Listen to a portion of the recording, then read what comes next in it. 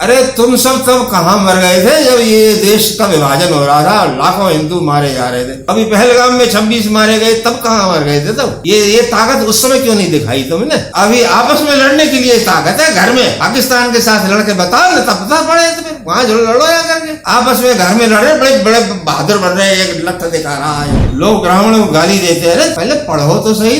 तुम्हारे पास गंगा जैसी नदी है, उसका तुमने क्या हाल कर रखा है? तुम्हारे पास गैया जैसा, संस्कृत जैसी भाषा, संस्कृत के साहित्य जैसा अमूल्य साहित्य है, तुम्हारे लिए उसकी कोई कदर ही नहीं। इसी से पता पड़ जाता है तुम कितने बुद्धिमान हो। तुम्हारे जैसा मूर्ख कोई दुनिया में नहीं मिलेगा। संस्कृत जैसा तुम्हारे पास साहित्य है जो विश्व में किसी के पास नहीं, उसकी तुम क्या कदर करते हो? कुछ नहीं करते। कोई नहीं पढ़ने आता है, संस्कृत के विद्यालय बंद हो रहे हैं, कोई नहीं पढ़ने आता। वृंदावन में इतने मंदिर है, पुजारी है, पुजारियों के लड़के, कोई आता है विद्यालय में संस्कृत पढ़ने के लिए? नहीं आता कोई। ये जितने लठ उठाए और हजारों की संख्या में यादव घूम रहे हैं, कितने पढ़े हैं ये बताओ? कृष्ण भगवान जिस विद्या को पढ़ने के लिए गए, सर्व यादव भूभुजाम, श्रीमद् भागवत में लिखा है, वो जिस विद्या को पढ़ने के लिए गए सांदीपनि मुनि से, उस विद्या को ये इन यादवों में से किसी ने कुछ पढ़ा? किसी ने नहीं पढ़ा, कुछ नहीं पढ़ा, एक अक्षर नहीं पढ़ा। और वो जो ब्राह्मण जिन्होंने उसका सिर मोड़ा, वो जो भागवत कथावाचक, उसको बैठा सामने, अरे उसका सिर मोड़ने क्या जरूरत थी? उसको सामने बैठा करके पूछते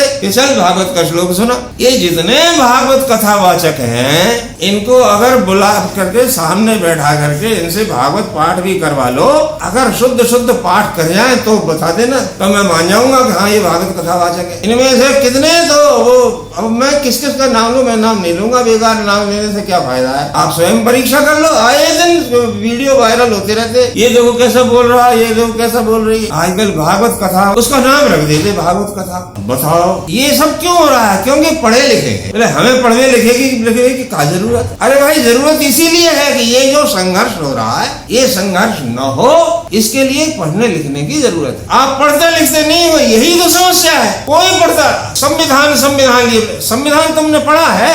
आओ मेरे साथ बैठो, अखिलेश यादव जी महाराज मेरे साथ बैठो और मैं बात करता हूँ। कोई बैठाओ मेरे को, ये राहुल गांधी, ये अखिलेश यादव जी और ये सब, जो भी कोई संविधान की शपथ लेता है उसके सामने मेरे को बैठाओ, मैं पूछता हूँ, देखता हूँ, सबके सामने पोल खोल दूंगा कितना संविधान पढ़ा है सबने, और उसी संविधान के आधार पर सिद्ध कर दूंगा कि ये सारा सिस्टम जो चला रखा है, ये सारा का सारा असंवैधानिक है। देखते रहिए धर्म की आवाज। धर्म की आवाज चैनल को सब्सक्राइब अवश्य करें। उमाज राम चरण रत, विगत काम मद क्रोध, निज प्रभुमय देखहि जगत, केहि सन करहि विरोध। किससे विरोध करे? तो जब तक आप विचार करके वस्तु के, पदार्थ के स्वरूप को, यथार्थ स्वरूप को, वो जैसा है वैसा नहीं समझेंगे, तो कैसा समझेंगे? वैसा ही समझेंगे जैसा आप समझ रहे हो। और उसका फल क्या होगा? उसका फल यही होगा जो आज हो रहा है, इटावा में हो रहा है। वो अपने आप को यादव समझ रहे हैं, वो अपने आप को ब्राह्मण समझ रहे हैं। अभी वो यादव है कि नहीं है, वो ब्राह्मण है कि नहीं है, पहले इन ग्रंथों से पढ़ करके तो देखो, तो पता पड़ेगा कि हम ब्राह्मण है कि नहीं। अब पढ़ने लिखने की बात है, न वो यादव पढ़ते हैं न वो ब्राह्मण पढ़ते हैं, कोई नहीं पढ़ता।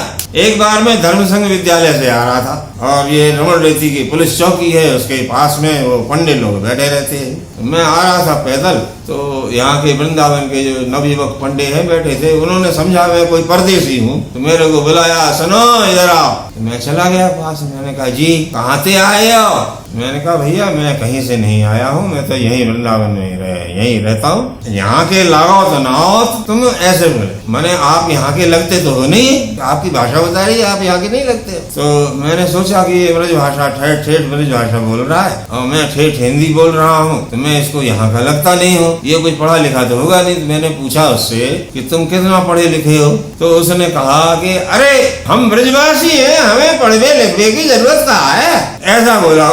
मेरे को हंसी आ गई। अरे मैंने कहा अच्छा आपको पढ़ने लिखने की जरूरत नहीं है क्योंकि आप ब्रजवासी हो। तो ब्रजवासी तो कृष्ण भी थे, ब्रजवासी तो कृष्ण भी थे, और कृष्ण जो है पढ़ने के लिए गए उज्जैनी में। कृष्ण जैसे ब्रजवासी को पढ़ने लिखने की जरूरत पड़ी और वो सांदीपनि मुनि के पास गए, आपको पढ़ने लिखने की जरूरत नहीं है। उसका क्या उत्तर था? उसने कहा अरे हमारे आगे कृष्ण क्या चीज है, हमारे आगे, हम ब्रजवासी के आगे कृष्ण क्या चीज है। तो मैं तो डर गया। मैंने कहा भैया जिसके आगे कृष्ण भी कुछ नहीं है तो उसके आगे हम तो क्या चीज है, कुछ भी नहीं है। मैंने कहा ये कहीं मेरे को माँ पकड़ करके मारे ना, पकड़ करके भैया इसलिए ऐसे ऐसे दूर से ही दंडवत करके भागो। तो महाराज जिनके आगे कृष्ण भी कुछ नहीं है, वो पढ़ने लिखने को क्या समझते होंगे? ये जितने लट्ठ उठाए और हजारों की संख्या में यादव घूम रहे हैं, ये तुम्हारा ये अखिलेश यादव है, कितने पढ़े हैं ये बताओ? ये कृष्ण भगवान जिस विद्या को पढ़ने के लिए गए, सर्व यादव भूभुजाम है, श्रीमद् भागवत में लिखा है, वो जिस विद्या को पढ़ने के लिए गए सांदीपनि मुनि से, उस विद्या को ये इन यादवों में से किसी ने कुछ पढ़ा है? पढ़ा है? किसी ने नहीं पढ़ा, कुछ नहीं पढ़ा, एक अक्षर नहीं पढ़ा। और वो जो ब्राह्मण जिन्होंने उसका सिर मोड़ा, वो जो भागवत कथावाचक, उसको बैठा सामने, अरे उसका सिर मोड़ने क्या जरूरत थी? उसको सामने बैठा करके पूछते कि चल भागवत का श्लोक सुना। ये जितने भागवत कथावाचक हैं, इनको अगर बुला करके सामने बैठा करके इनसे भागवत पाठ भी करवा लो, अगर शुद्ध शुद्ध पाठ कर जाए तो बता देना, तो मैं मान जाऊंगा कि हाँ ये भागवत कथावाचक है। इनमें से कितने तो वो, अब मैं किस किस का नाम लूं? मैं नाम नहीं लूंगा, बेकार नाम लेने से क्या फायदा है? आप स्वयं परीक्षा कर लो। आए दिन वीडियो वायरल होते रहते, ये देखो कैसा बोल रहा है, ये देखो कैसा बोल रही है। आजकल भागवत कथा, उसका नाम रख देते भागवत कथा। बताओ ये सब क्यों हो रहा है? क्योंकि पढ़े लिखे हैं। बोले हमें पढ़ने लिखे की क्या जरूरत? अरे भाई जरूरत इसीलिए है कि ये जो संघर्ष हो रहा है, ये संघर्ष न हो, इसके लिए पढ़ने लिखने की जरूरत है। आप पढ़ते लिखते नहीं हो, यही तो समस्या है। कोई पढ़ता, संविधान संविधान तुमने पढ़ा है? आओ मेरे साथ बैठो, अखिलेश यादव जी महाराज मेरे साथ बैठो और मैं बात करता हूँ। कोई बैठाओ मेरे को, ये राहुल गांधी, ये अखिलेश यादव जी और ये सब, ये जो भी कोई संविधान की शपथ लेता है उसके सामने मेरे को बिठाओ, मैं पूछता हूँ, देखता हूँ, सबके सामने पोल खोल दूंगा कितना संविधान पढ़ा है सबने, और उसी संविधान के आधार पर सिद्ध कर दूंगा कि ये सारा सिस्टम जो चला रखा है, ये सारा का सारा असंवैधानिक है। ये उसी संविधान के आधार पर मैं सिद्ध करके बताऊंगा। संविधान को न समझने के कारण ही शंकराचार्य जी ने जो लिखा ना, अविचार्य, बिना विचार किए, यत्किंचित प्रतिपद्यमाना, जो भी मन में आया वही समझ लेना। तो ये केवल अपने धर्मशास्त्रों के विषय में नहीं, ये संविधान के विषय में भी है। मेरा शुरू से ये मानना रहा है। लोग कहते हैं कि ये संविधान के ऊपर दोष लगाते हैं, संविधान में ऐसा कर दिया, वैसा कर दिया।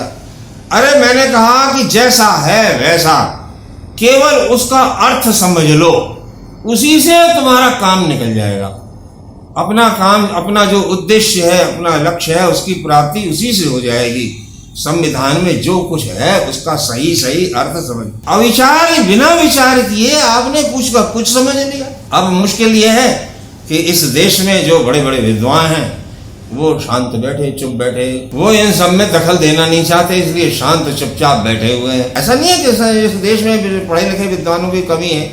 बड़े बड़े नैयायिक हैं, मीमांसक हैं, वेदांती हैं, सब शांत बैठे, चुपचाप बैठे। ये सब देख करके ऐसा लगता है, पावस देख रही मन कोकिल साधे मौन, अब दादुर बक्ता भये हमको पूछत कौन। ये वर्षा ऋतु देख करके कोयल जो है वो मौन हो गई, क्योंकि कोयल बसंत ऋतु में कूकती है, जब वर्षा ऋतु आती है तो कोयल बंद चुप हो जाती है, क्योंकि वर्षा ऋतु में मेढक टर टर टर टर करते। अब दादुर बक्ता भये, वो लोग मेढकों की टर टर सुनते हैं, हमको पूछा तो कौन, हमें कौन पूछने लगा। ये स्थिति हो गई है आजकल। इसलिए भगवान शंकराचार्य ने जो कहा है, अविचार्य यत् किंचित प्रतिपद्यमान निश्रेयसात् प्रतिहन्येत, बिना विचार किए किसी भी पदार्थ को उल्टा पुल्टा समझ लो। भाई जब विचार नहीं करोगे, जिस प्रमाण से जिस विषय का ज्ञान होता है, उस विषय का ज्ञान उस प्रमाण से आपको नहीं होगा, अन्यथा किसी उपाय से होगा, तो आपको उस विषय का यथार्थ बोध तो होगा नहीं,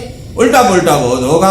उल्टा पुल्टा बोध होगा तो उसका फल क्या होगा? उसका फल यही होगा। मैं कह रहा हूं, ये तो आपके अपने हाथ में है कि आप स्थिर बुद्धि से, मन से अपना पढ़ लिख कर, इसीलिए पढ़ा जाता है, आप पढ़िए वो विद्या जो आपको विचार करना सिखाती है, वो विद्या जो आपको पदार्थ का स्वरूप का बोध कैसे किया जाता है वो सिखाती है। उस विद्या को आप पढ़ते ही नहीं पढ़ते हो तो उसका यही फल होता है जो सामने दिख रहा है, चारों तरफ संघर्ष और संघर्ष। आप कहते हो कि संविधान से चलेगा, अरे संविधान को नहीं, संविधान से भी तब चलेगा ना जब संविधान को समझोगे। जब आप समझोगे ही नहीं संविधान को, तो संविधान से भी कहाँ चल रहा है? राहुल गांधी कहता है कि संविधान की हत्या हो रही है, वो कहते हैं कि संविधान की हत्या नहीं हो रही, हम तो संविधान से चल रहे हैं। कहते हैं कि नहीं कहते हैं? अखिलेश यादव भी कहते हैं संविधान की हत्या हो रही है, वो कहेंगे कि नहीं हम तो संविधान से चल रहे हैं। तो अब बताओ इसका फैसला कैसे होगा? ये केवल इस समाज में नहीं, सारे विश्व में जो संघर्ष है, जो युद्ध है, आपस में कलह है, उसका एकमात्र कारण यही है। वो इटावा भी इसका कोई अपवाद नहीं है। इटावा में जो लड़ाई हो रही है वो भी इसी कारण से हो रही है। सब हजारों उधर से करणी सेना के लोग आ रहे हैं, हजारों लोग उधर से, हजारों यादव लोग आ रहे हैं। अरे कृष्ण के समय में भी ऐसा ही हुआ था, आपस में लड़ गए थे और कृष्ण बहुत समझाते रहे। वो कृष्ण जिन्होंने अर्जुन को समझाया, अर्जुन ने तो कहा कि मैं समझ गया, और समझ गया तो क्या बोले, करिष्ये वचनम तव, जो तुम कहते हो वो करूँगा। ये समझदार की ये परिभाषा है, समझदार का ये लक्षण है। वो अंत में यही कहता है, करिष्ये वचनम तव, जो तुम कहते हो वो करूँगा। तो कृष्ण ने जो कहा वो अर्जुन ने किया। यहाँ तो क्या हो रहा है, उधर से यादव इकट्ठे हो रहे हैं, इधर से करणी सेना के लोग इकट्ठे हो रहे, ब्राह्मण इकट्ठे हो रहे। अभी हमने देखा वीडियो पर, ब्राह्मण लोग भी अपना समूह लेकर के आपस में लड़ने के लिए इकट्ठे हो रहे। अरे तुम सब तब कहाँ मर गए थे जब ये देश का विभाजन हो रहा था, लाखों हिंदू मारे जा रहे थे। अभी पहलगाम में 26 मारे गए, तब कहाँ मर गए थे? तब ये ताकत उस समय क्यों नहीं दिखाई तुमने? हैं? अभी आपस में लड़ने के लिए ताकत है। घर में पाकिस्तान के साथ लड़के बताओ ना, तब बता पड़े तो फिर वहां लड़ो या करके। आपस में घर में लड़े, बड़े बड़े बहादुर बन रहे हैं, एक लठ दिखा रहा है, बड़े बड़े उपदेश देने वाले इकट्ठे हो रहे हैं। चीन से लड़ने में तुम्हारी ताकत कहाँ चली जाती है? ये सब इसीलिए हो रहा है। अविचार ये यत् किंचित प्रतिबद्धमाना। तो भैया मूल बात, मूल प्रश्न ये है, बिना विचारे जो करे सो पाछे पछताए, काम बिगाड़े आपनो और जग में होता हंसाए। अब ये आपके ऊपर है कि आप अपना काम बिगाड़ते हो, अपने जग में अपनी हंसी करवाते हो। आपके पास अपना बड़ा, लोग ब्राह्मणों को गाली देते हैं, अरे पहले पढ़ो तो सही। तुम्हारे पास गंगा जैसी नदी है, उसका तुमने क्या हाल कर रखा है? तुम्हारे पास गैया जैसा पशु है, हैं? तुलसीदास जी ने लिखा कि अरे मोड़, कामधेनु क्या पशु है और गंगा क्या कोई नदी है? लेकिन ऐसी ऐसी चीजें तुम्हारे पास, संस्कृत जैसी भाषा, संस्कृत के साहित्य जैसा अमूल्य साहित्य है तुम्हारे पास, तुम्हारे लिए उसकी कोई कदर ही नहीं। इसी से पता पड़ जाता है तुम कितने बुद्धिमान हो। तुम्हारे जैसा मूर्ख कोई दुनिया में नहीं मिलेगा। संस्कृत जैसा तुम्हारे पास साहित्य है जो विश्व में किसी के पास नहीं, उसकी तुम क्या कदर करते हो? कुछ नहीं करते। कोई नहीं पढ़ने आता है। संस्कृत के विद्यालय बंद हो रहे हैं, कोई नहीं पढ़ने आता। वृंदावन में इतने मंदिर है, इतने मंदिर है, पुजारी है, पुजारियों के लड़के हैं, कोई आता है विद्यालय में संस्कृत पढ़ने के लिए? नहीं आता कोई। सब संस्कृत के विद्यालय बंद हो रहे हैं। जो पढ़ने आते हैं वो भी क्या करते हैं, फॉर्म भर जाते हैं, परीक्षा नकल करके परीक्षा पास कर लेते हैं।